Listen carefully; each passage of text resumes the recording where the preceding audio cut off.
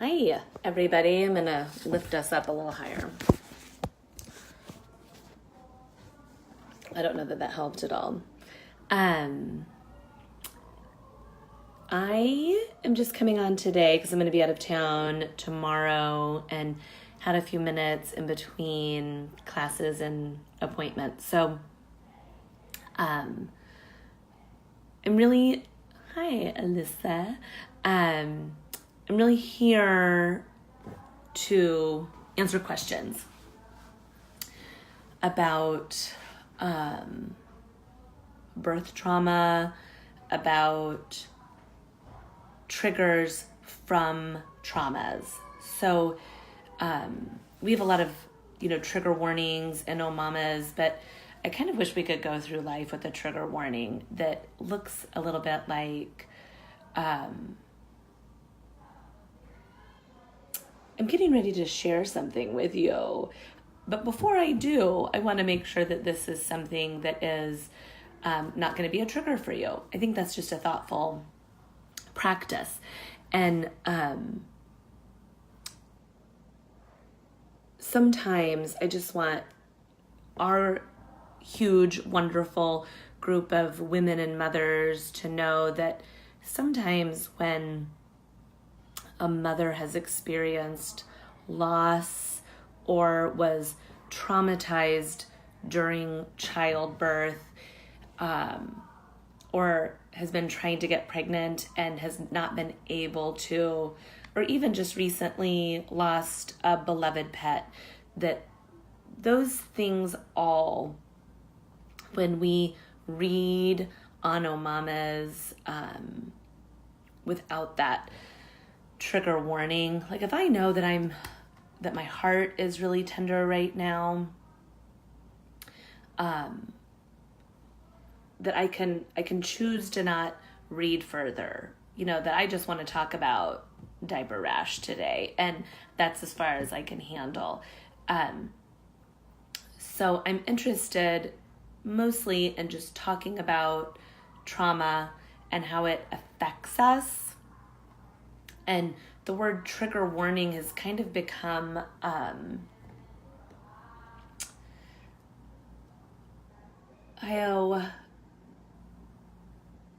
redundant, I guess, is what I feel. That what a trigger is a word or a picture or an experience. You could see someone at the grocery store that's pregnant and I've just had a loss, or I'm unable to get pregnant. And when I see that person, it actually could make me feel like I'm right back in that loss. And so a lot of people that have anxiety actually are just like being triggered a lot. And so we kind of stay in that nervous space. So I'm going to give you guys some tips and tricks. I'm going to try to make this better. I forgot my my stand today. I hope that works. Does that work? We look okay? So when we're being triggered, and most of us know, and I would always love for you guys to let me know what something that's a trigger for you is. I'll give you an example, and some of you have heard this story of mine a million times, but it's a good example. When I was a little girl, my grandma and grandpa lived in a condominium, like a complex of condos, and they had a swimming pool there. And my sister and I were 7 and 9, and we got in the gutter of the swimming pool, and I caught this darling little tiny frog. It was this big, and I loved it so much. And I put it in a little, I think, matchbox or something. I put it in something that was at my grandma's house, some little box. And I thought I was going to keep it forever. I love this little green frog. My sister and I are walking around because we had freedom in the little cul-de-sac of the condo. And a much bigger boy who's 2, maybe 3 years older than me came up to me and was like, "What do you have in that box?" And I said, "Oh, I caught this little frog and I just love him. And he said, let me see. So the boy was much bigger. And I didn't feel like I could say no. So I gave him the box and he opened it up and he pulled my frog out and he ripped its legs off. So my frog's dead. And from then on, I have been deathly afraid of frogs and toads. So in that moment, the trauma was, my frog's dead. My response in that moment was freeze. So we fight, we run, or we freeze. I froze. I was a little girl, I was 7 years old, he was a big boy, and I knew there was nothing I could do. So I just acted like it was no big deal. Be cool. But then all of a sudden, I'd see frogs in my grandma's pool or at our house, and I would immediately feel like I was dying. Still to this day, I'm 45, still to this day, frogs and toads and things that hop really, really, really are triggers for me for the trauma. So every single time I see one, I feel like I gotta get out of here. Ooh, this isn't a safe space for me. And what's happened is other things in my life feel like, oh, this isn't a safe space for me. And so it's almost like that trauma then ignited for me the way that I deal with other traumas or other things that trigger me. Flying, I feel the same. So that was kind of my first like big thing that happened. And from then on, I responded in this bizarre way. And so when we are traumatized, it inhibits our ability to cope and respond. It inhibits our ability to cope and respond because I'm traumatized. So if I would have had a trauma therapist with me that day, she would have said, let it go. Shake it out, girl. Like, it's over. Like, we've got to scream. You know, imagine that you're taking that frog back away from him, or you never gave him the frog, that we could have done some processing. I didn't know till I was about 35 that my fear of frogs and toads went back to that day. And that I'm not actually afraid of frogs and toads. Frogs and toads are a trigger for that trauma. So think of someone who's lost their baby. Think of someone who's had miscarriages. Think of someone who's just lost their pet, and we put on oh mamas, hey, I'm giving away this dog, and we would do anything to have our dog back. All of us have this trauma and a response to it. So we could have had an overwhelming event happen while we were watching Wonder Woman as a little girl. Wonder Woman Barbie dolls come out to the stores all of a sudden. She's my motivation. This was a gift. So all of a sudden, you know, my dad and mom got in a huge fight while I was watching Wonder Woman. I see Wonder Woman Barbie dolls at the store, and all of a sudden 20 years later, I see Wonder Woman Barbie dolls and I'm like, I gotta get out of Target. It's a trigger for the trauma. So feel free to ask me questions here. I'm happy to answer questions. I'm also happy to bring people on. We're just gonna go like 10 more minutes today. So I'm gonna give you some things that are tried and true ways to help us when we're triggered. So a lot of times we have a trauma. There's not a whole lot we can do about it. A car accident, we run over a squirrel, our house gets broken into. I could go on and on and on and on. Oh, thank you. Thanks about my hair.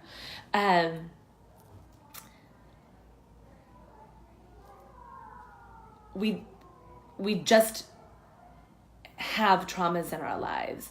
What we can do is release that trauma. So if I know I've got my kids in the car and I ran over a bunny, and oh my gosh, I don't want to react because I don't want them to know I did it. And so I've just got to zip my lip and keep driving. And then I go home and I notice I'm picking a fight with my husband and I'm more irritable with my kids and noise is driving me crazy because I didn't discharge that trauma. Think of this. A discharge is a letting go. Trauma lives in us until we let it go. That's the truth. So sometimes it's just like, whew, that was crazy. You know, somebody's in a fight at Target and you're like, I got to get out of here. Whew, and you get in the car and you take some time to let it go. Then it's gone. And it doesn't continue to trigger us if we do the discharge, if we do the letting go. If we don't, it lives in our cells. So if it lives in our cells and we're noticing like, ooh, I'm picking a fight with my partner, I'm bitching at the kids, it's still inside of me. I need to go and discharge. Some things that you can do are orient. And so orient looks like, okay, I'm in my office right now. I'm at Home Holistic. The walls are green. Wonder Woman sitting right here in front of me. I've got my coffee. Okay. And imagine that it's like thousands of ants on our skin that we can just wipe it away. Hi, Joni. Your Katie's on the way to see me in a minute. That's why we have to end in a few minutes. So we let it go. We orient. And then we see if we can feel our feet on the earth. Sometimes we can't. When I see a frog or a toad, I leave my body. And as ridiculous as it is that I could see a frog that's this big, I feel like I'm dying. I feel that a lion is coming at me. So, letting go, orienting, and then can I feel my feet on the earth? If I can't feel my feet on the earth, then I press them down. Maybe take off my shoes. If I still can't feel my feet on the earth, I squeeze my body. So like I'm hugging. So you can do, I'm gonna come up a little bit. So you can hug. Say it out loud. I see a book. I see a red truck. Okay. And then can I feel myself with an ability to cope and respond? So now, and so I'm answering Deborah right now. She's saying, is there a time frame that works best for releasing? Yes, ASAP. You can be releasing as it's happening. Like, okay, we're okay. My son just totaled his car and he freaked out. Broke all the bones in his face and he had no pain. He'd left his body. No pain. All these bones that hold your teeth in, his teeth fell out. No pain. He was hysterical, but he had no pain. And that just tells us, like, you know, our bodies are here to take care of us. But, like, then we got to get him back in his body. Like, I'm okay. I didn't kill anybody. I ruined this car. I got to go to the dentist and fix my face. Am I okay now? So now, if I see a frog or a toad, I know it's a trigger for me, and I start to orient right away. Like, that frog is over there. It's not coming at me. I see it. It's over there. I might tell my kids or whoever's with me, like, can you go get that frog and just, like, walk it across the street? Like, I'm feeling distracted because I'm thinking, all I can think about is the frog. If a frog is really close to me, I might have to go and back up and like, okay, am I okay? Stomp, stomp, stomp. Can I feel my feet on the earth? Maybe I can't. Then I have to go inside till I do. And then I can go back outside. Where's the frog? It's across the street. Okay, let's talk. That a lot of times when we're triggered, we know what the trigger is. We know what the trauma is. That a lot of women that have had birth trauma are afraid of hospitals, are afraid of OBs, that people in blue outfits affect them because they were traumatized maybe by their obstetrician in their childbirth, or they were knocked out for a C-section and woke up and it's over and there's a baby. And so things are really traumatizing for them. And then it impairs our ability to cope and respond. So am I really able to make the best decisions for this next birth if I'm still traumatized by that last birth? And so it's really important to do the work. But it took me, almost 30 years to realize that there was an association. And now I'm still I hate them. I don't want to be around frogs and toads. But I can try to keep myself in my body, move a little bit. Think about when you have a new baby and you do the serpentine movement with your spine. That actually regulates our nervous system. And so then babies fall in line with it. And so that movement that we do, we think that we're soothing a baby, and we are, but we're soothing a baby because we're calming our nervous system. So, all that being said, anybody has any questions? I'm trying to open your deal, Jen. It won't let me open it for some reason. Sorry, see if you can ask if you had a question. All I can see is up to, I absolutely love frogs and toads. And then that's all I could see. Anybody have any questions or any support or anything that they'd like to share? Hi, Allison. Hi, Farron. Hi, Wit. Do you think it's possible to ever fully get rid of that trigger? No. So, if I'm triggered by, let's just say we're all triggered by frogs and toads. If that's my trigger for that time that I felt like, it's not safe here, it's not safe here, it's not safe here. That when I see frogs and toads, I'm going to be triggered and I'm not going to feel like it's safe here. I don't know what I thought he was going to do, rip my legs off, but for sure I felt like I got to get back in my grandma's condo. And so what do I have to do to get there? Act like nothing's wrong. And I just buried it. So what will happen is you will still be triggered. You'll notice that you're triggered, but you'll be able to dissipate the trigger quicker instead of move into a full panic attack. Does that make sense? If you were triggered while talking to someone, for example, like a child's doctor, how do you talk with them? I've got several therapists on here watching. I'm always interested in your support. So all I can see now is how do you talk with them? I'll just go with that, Jen. So if you're triggered while talking to someone, example, a child's doctor, I immediately, and if I know, I get triggered at the pediatrician's office a lot because I know they're going to try to talk me into something that I'm not comfortable with or push my kids to drink cow's milk, things that we don't do. I get grounded before I go in. And so I feel my feet in the car. Sometimes I get out of the car and feel my feet on the ground and let myself feel like I'm grounded. Have a conversation with myself. I might be triggered here. I might get pressured into something that I'm not wanting to do, and be prepared for it. And then be prepared with language. And the language I use is, can I have a minute by myself? And at the doctor's office or, OB office, doctor's office, midwife office, then I ask for informed consent. And then they have to leave to go get the informed consent. And I'm this person isn't here to hurt me. This person isn't here to hurt my baby. Person isn't here going to rip my legs off.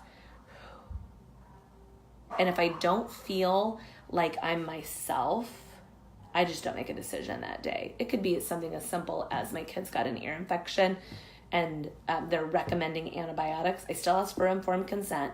I still ask for all the alternatives. What are all of my options? I need time to make a choice. I'll call you back in a little bit. I for sure don't ever do the thing that they're recommending. If I'm not comfortable with a shot, I don't do that until I feel like it's me making the decision. And so if I'm in trauma, if I'm being triggered and my physician says, I'm going to give your kid 4 shots today, and this is what they are. And I'm like, and then all the shots are done. Then I'm being more triggered, and then I could move into a full panic attack. Yeah. Hi, Jenny. Listen, there's so many of you. It's so fun. And so kind of going back to Whitney's question is, like, can you ever fully get rid of it?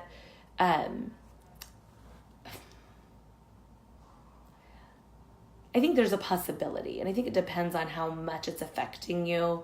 Like, if you're really afraid of flying, we can actually avoid it. Like, there's things that we can do to avoid some of our triggers. And I don't think that's really that effective. Like, we can't go to Europe unless we, get on a plane. So let's, work on the things. And there's things like, I wear a lot of stones. Like, you'll see like trauma workers and yoga teachers wearing a lot of stones, and those are really grounding. If there's something particular that you're struggling with, there's, a million different stones that can help with whatever it is that we've got going. Essential oils can help some people. I think, like, if I know I'm going into something that is, really triggering for me, sometimes it's family, like our family of origin, that there was trauma there, that you can, lead up to that by eating things like root vegetables. So you're getting rooted, getting grounded before you go in. A lot of trauma therapists have like a box in their office that is filled with sand or dirt. And that when somebody's really being triggered, I used to teach at an eating disorder clinic. Everybody there is, really sick. They're really in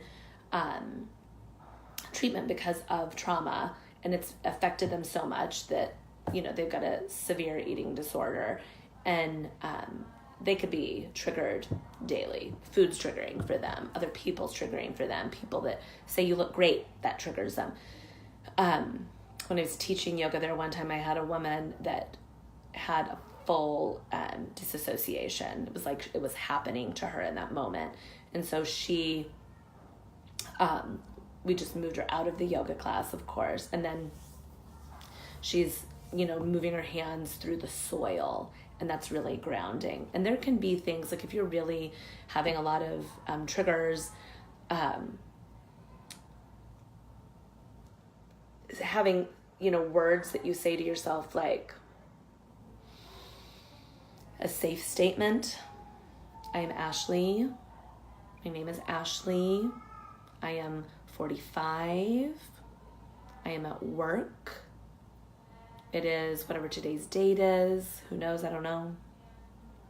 And then just getting yourself back into this time and space. That can be super, super helpful to let go of whatever's triggering you in the moment. What I think is like pretty amazing, though, is we can release it.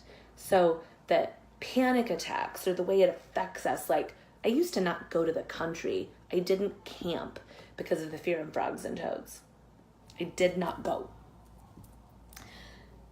Which is tricky because my parents lived in the country.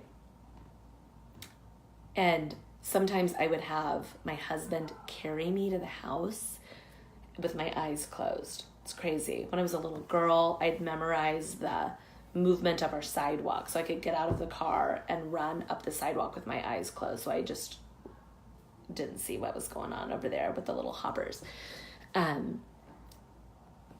So for me now, like, I feel way less affected.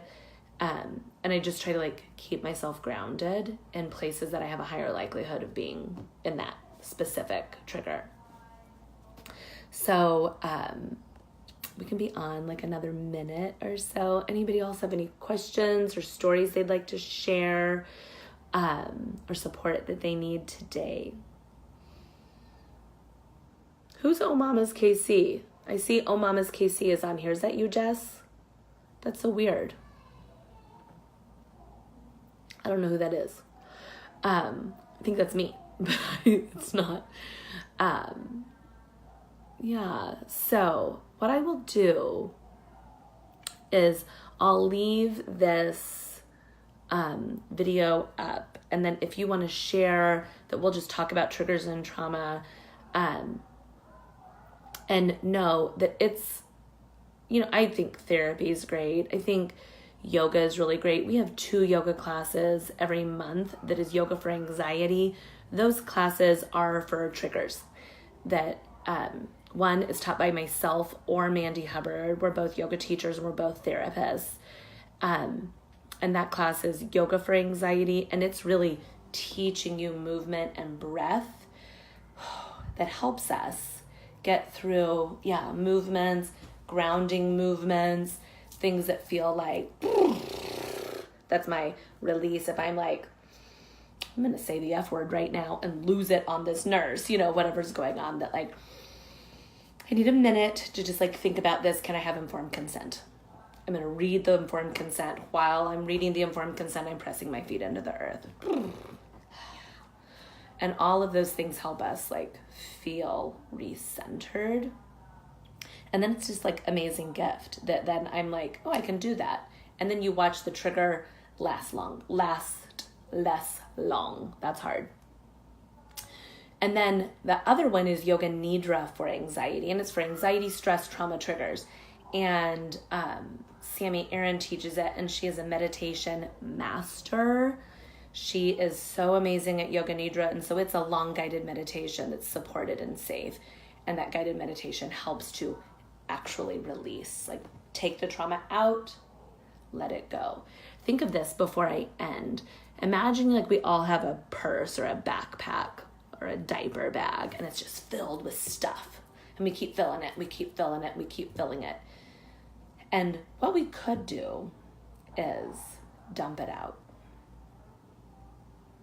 Choose what we put back in. And then imagine that space that you've created. And so think of that as that's like my nervous system, is my backpack or my purse. And I'm going to just dump it out, let it unload. And then I'm going to put back in the good stuff, leave over here the not good stuff, and see what that feels like. Sometimes that just itself will feel like a relief. What do I need to let go of? What will that give space for? And it will give space for healing. And with that, we will close. It is my honor and gratitude to be with you guys today. I will leave this up. Share your stories and ask for support. I'm happy to answer any questions. I'll answer questions as long as you guys have them. Thanks. Namaste.